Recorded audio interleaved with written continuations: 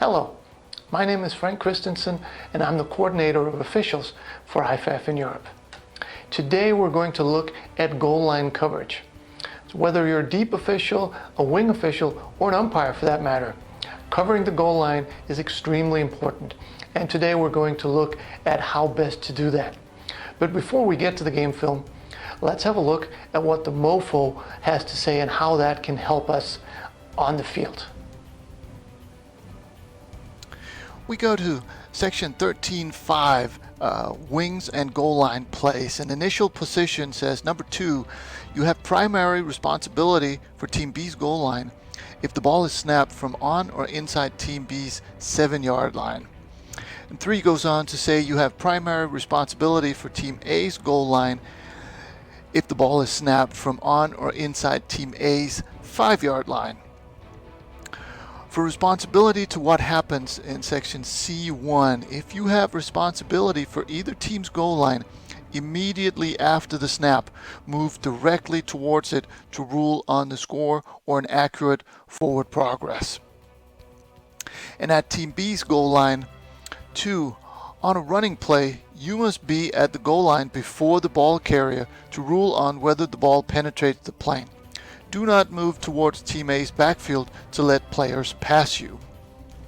As for the deep wings on goal lines, initial position, and this is when the snap is between Team B's 7 and 20-yard lines. And that also means that if the line of scrimmage is the 21, you are more than welcome to line up your usual 20 yards from the line of scrimmage, which would put you at the B1, and then after the snap you can move as you want to.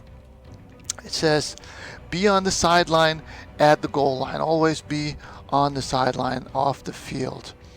3, be able to see at least half of the goal line and your sideline in the end zone.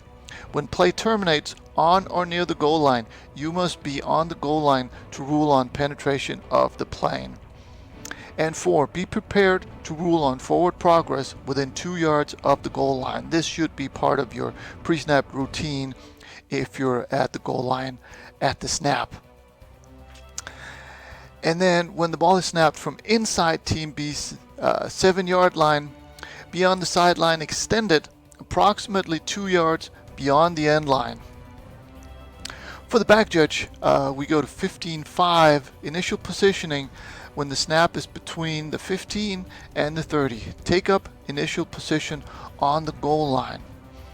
And in terms of response to what happens, move to observe all players in your area of responsibility. If a pass is thrown into the end zone, move to the best position to rule on the end of the pass.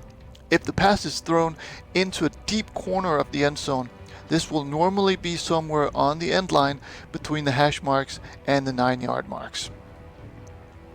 And then what I've done is I've put together a few paragraphs for any official that is on the goal line pylon. So that could be wings coming down to the pylon, could also be deep wings starting there. If you see the ball carrier is stopped short of the goal line, blow your whistle, come in and sell the dead ball spot. If appropriate, call out short to tell your colleagues of that. If the pass is thrown short of the goal line, remain on the line to rule on penetration of the plane. If the pass is thrown into the end zone, move to the best position to rule on the end of the pass. So you don't necessarily have to stay on the pylon if the pass goes into the end zone. If you have goal line responsibility, straddle the goal line.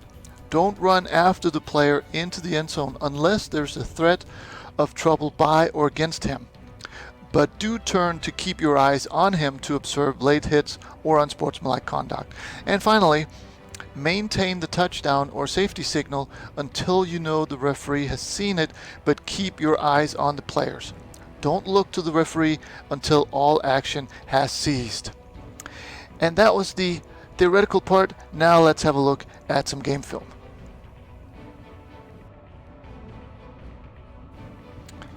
So here we have a good look at the back judge. Now initially I would advise him, regardless of the formation, to line up in the middle of the field. So position 3, that just gives you the best opportunity to cover both sidelines. And here we're lined up at around the B8 or 9.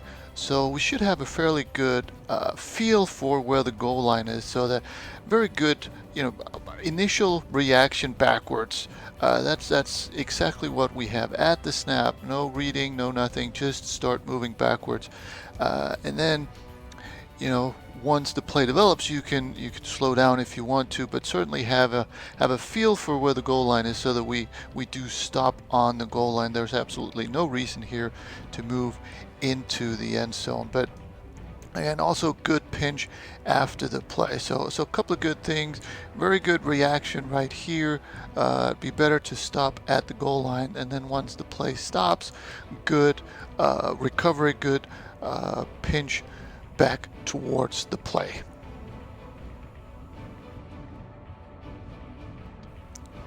Now the line of scrimmage is getting a little bit closer to the goal line, so the back judge is lined up on the goal line, which is good, and he's even in position 3, which is perfect.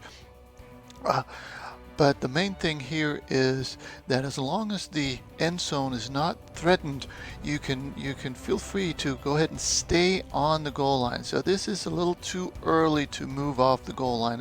If you want to move off the goal line, it should be because you're being threatened by receivers, in which case you should probably move, if not all the way, then at least very close to the end line.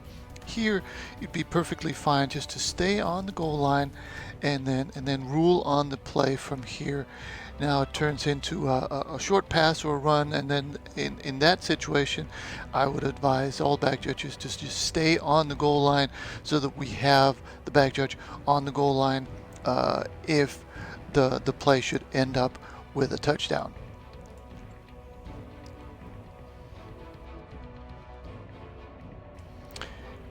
In comparison, this referee, or this back judge rather, does everything right. Good initial back pedal, staying in the middle field. When the ball is thrown, he moves out of the way, and he's on the goal line as the ball arrives. So again, doesn't wait to read the play to react, as we don't want the deep officials to do. Good speed there, facing off to the play. Good awareness of where the goal line is, and stays on the goal line, so that once this play happens, now he's in perfect position to rule on whether the knee was down before the ball broke the plane. This is all but impossible to do if you're in the middle of the end zone, or in the backfield, or in the end line, or somewhere in the field of play. So this is perfect position, perfect movement, perfect the way that he ends up on the goal line, ready to signal here, or rule on the play, and good signal. So well done by this back judge. We're now moving to the deep wings, and we're looking at the deep wing across the field from us. And he does a really good job of initially backpedaling, but then he needs to have a feel for where the goal line is. And here he overshoots the goal line.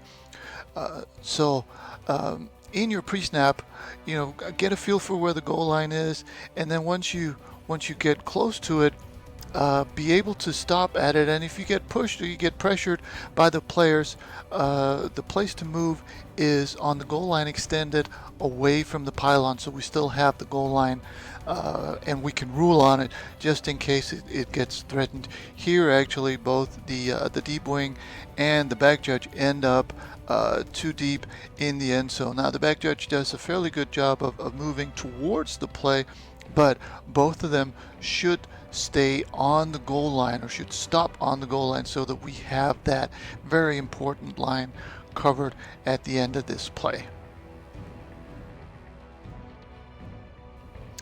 In comparison, this deep wing does a very good job staying on the goal line extended. So he gets threatened by players here. He needs to get out of the way. And here he does a very good job of staying wide, so giving him a good angle to see the play and to see if the pylon is threatened. And the back judge also here does a good job of staying on the goal line, getting close to the play. There's no reason to stay in the middle of the field here, so feel free to come out and get closer to the play, so that we have presence and we have good angles to everything we need to cover here. We're now moving on to the wings, and here we have a great example of both how to do it and how not to do it. So if we start out with the wing at the bottom, this is exactly how we want this, right at the snap, moving to the goal line and officiating from there. This is perfect goal line mechanics from this wing. Now if we're looking at the top of the screen, this wing official stays on the line of scrimmage, and we really want him down on the goal line. And right here is why. You know, this ball is going to get caught. If this receiver were tackled here or pushed back here, we would have a very difficult time ruling on a score or not. So we really want this wing official to be on the goal line, and then after the play, you know, it'd be a lot better to focus out of bounds on the scoring player instead of coming down to the goal line now where it's too late, and then keeping your eyes in the field of play where nothing really happens. So both the good and the room for improvement here in one and the same play. In this last play, we're also looking at the wing across the field, and he does a good job of getting to the goal line, but really the reason I included this was they both do a very good job of pinching in, selling the touchdown score. This is exactly how we want wings to come in, especially on the goal line, but really any tight spot. But here's just a very good example of covering the goal line, coming in with a solid touchdown signal. Now, these two wings move as they come in with the signal, and I have no problem with that. I think this helps sell the play. And that was the training tape. I hope you found something you can use on the field.